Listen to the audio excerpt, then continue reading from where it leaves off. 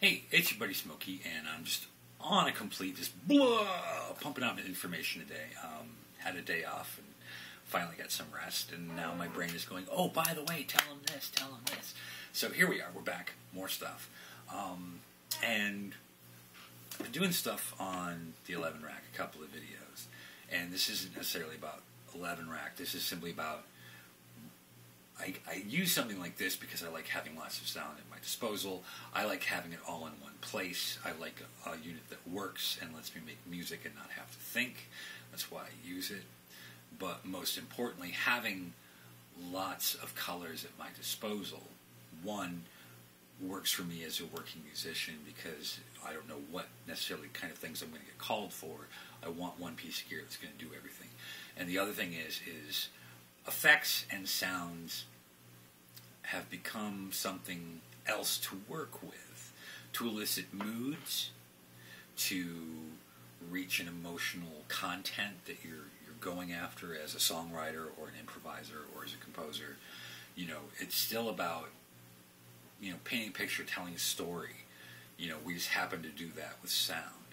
And you as a guitarist, if you're somebody who doesn't use a whole lot of pedals, or you're somebody that is simply like a straight ahead player and you don't do anything but go straight to an amp and dry the whole thing. God bless you, because man, that's tough. I can't stick with that long enough because sonically, maybe I'm a little ADD. I doubt it. I think I try to go for more colors, even outside of harmonically, just sonically. I like to go places, and effects help that. So, say, clean, right? Now, clean can do many things. Clean can elicit all kinds of moods, right? Say, you can think of country kind of, sure, or something bluesy, or something jazzy, kind of straight ahead. We'll kill the reverb for you straight ahead guys.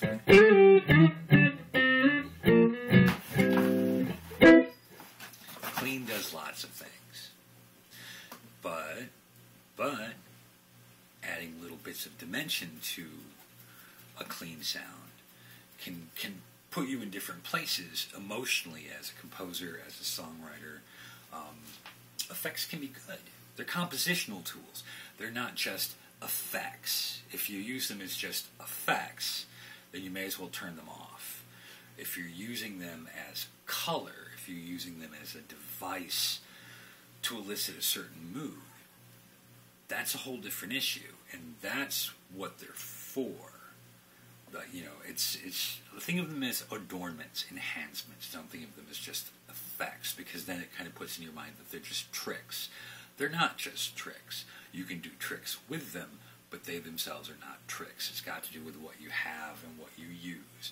So a couple of my favorite things, I like chorus, which is sort of a shimmery doubling effect. A chorus, you can kind of think of it as, say you have one violin playing in the room. You know that that's one violin playing. You put another violin player in the room, and they play the same piece. Your ears hear that there's two violins, because no two people will ever play perfectly in time and perfectly in pitch. And our ears perceive that. That's how we know there's two violins instead of just one. Well, a chorus effect does that. It takes your signal, puts it a little out of time and a little out of tune. Now, it's not quite the sound of two violin players in the room, but what it can do is just add dimension to your sound. So here's my clean sound without chorus. I'm going to add some chorus. It's a little shimmery, who knows? But it adds a dimension to the sound. It's not a doubling effect. It just makes the sound larger. It brings out certain overtones, because one of the parts of the signal is now a little out of time and a little out of tune. Other overtones will react with the original signal, cancel things, sometimes work as additives. It all depends on how you set it. But I like that little bit of shimmer and a little bit of dimension. Delay or echo. That's it does what it does. And you add a little bit of that, and you have, you know, the time of the repeat, how many times it repeats, and then, of course, how much is in the mix. You know, I like to keep mine at about 440 milliseconds, about 20 to 30% regeneration or repeats, but not terribly wet, like 1 to 2% of the mix, you know. Just for a little extra, again, dimension. But you can do like moody,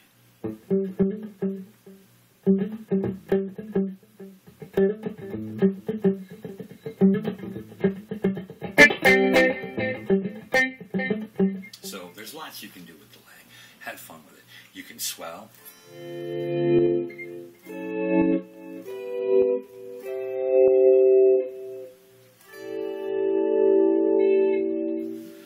So that's a fun thing to use as well. And so on my cleans, I'll usually have a little chorus or some delay somewhere in my chain. Phaser, I've rediscovered the phaser. I do love it. You can kind of think of it like chorusing. It's in that world of modulation where it takes your signal, throws it a little out of time and a little out of tune, but a phaser does it in a different way. What it does is it kind of changes the EQ and overtones in time and pulls them in and out. So, wow, wow, wow, wow. There's a little wow and flutter to it. So, a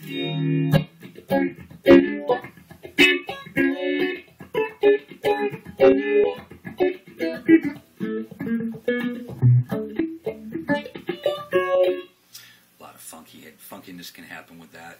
You know, you add some distortion. Van Halen's early sound was, you know, a phaser going into a Marshall. That's that sound. You know, you'll hear it. Everybody's got their own little take on the phaser thing. I like the kind of funky phaser thing. So different effects can elicit different moods. Say with the phaser, you know, I had that funky kind of thing going, but say I add a little reverb and some delay to it, and then it becomes something more moody.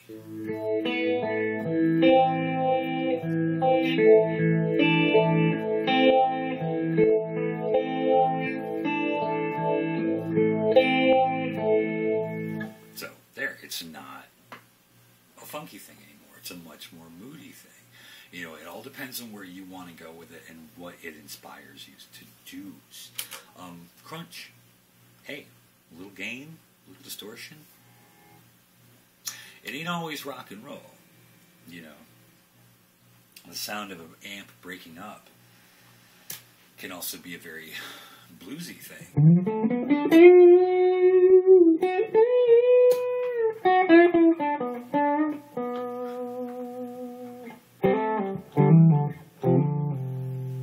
You know, you can do the full rock and roll kind of thing, but you know, it doesn't always have to be that. But crunch, there is an attitude to crunch, especially when you're dealing with chords. That there is certainly attitude in the crunch. You can do a quick little tune up here,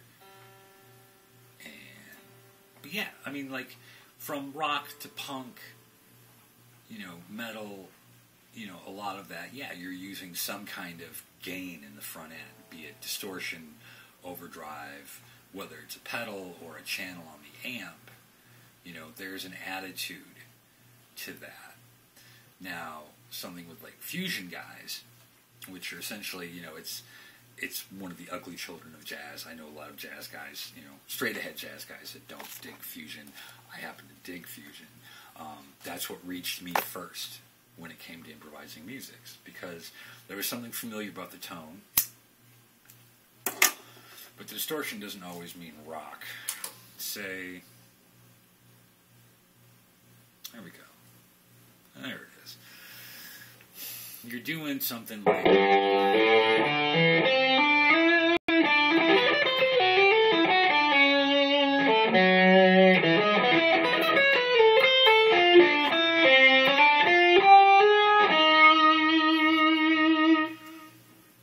I like that sound. because it's more like a violin or a horn. It's not a straight ahead sound. I like the sustain. I like the grit, but it doesn't have to be this dirty, ugly thing. It can be a very pretty thing.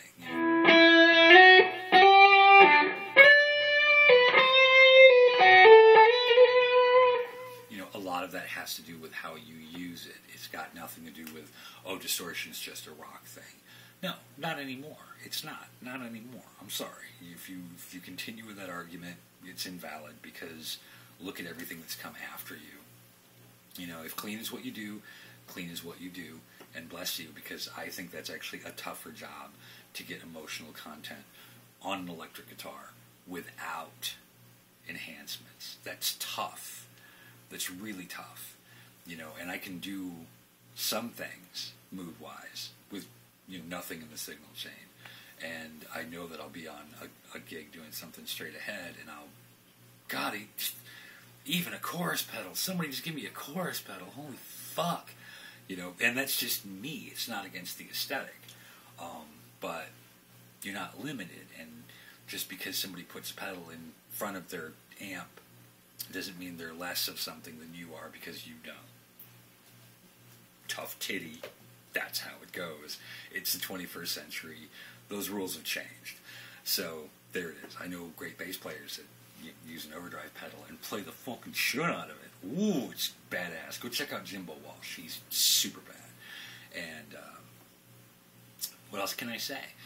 Effects don't dictate what you do. They enhance what you do. They're not tricks. They're not effects. They're not a special effect. It's not CGI for your guitar. It is essentially a tool for you to use in terms of emotional content, mood, its enhancement, composition. They do so much more. So don't be afraid of them. Go to your local music store and try ones out, because not every distortion pedal is going to sound like every distortion pedal. Not every chorus pedal has the same kind of warmth or shimmery, or they each have their own characteristics. You go play around with them and find the one that sets your ears off, that takes you places, and have fun at first with it, because they are fun as well. They're a lot of fun. So there's all kinds of extra, we'll get into the tricks later, but just in terms of effects, why I use them, why they might be helpful for you, is color, composition, mood, emotional content. They do a lot, and you don't have to spend a lot on them. You can find something in a music store and pick up a secondhand one online, or check out a lot of the great Far Eastern made ones that are coming out now, like killer sound at stupid prices. So Tone City is a great one. Hot Tone, their little chunk, the little red rock box they make. Ooh, it's bad. Super bad. It's Buddy Smokey, just rambling on about effects. And get a hold of me here. Get a hold of me on Facebook. Get a hold of me at Gmail. And we'll see you later. Have a good one.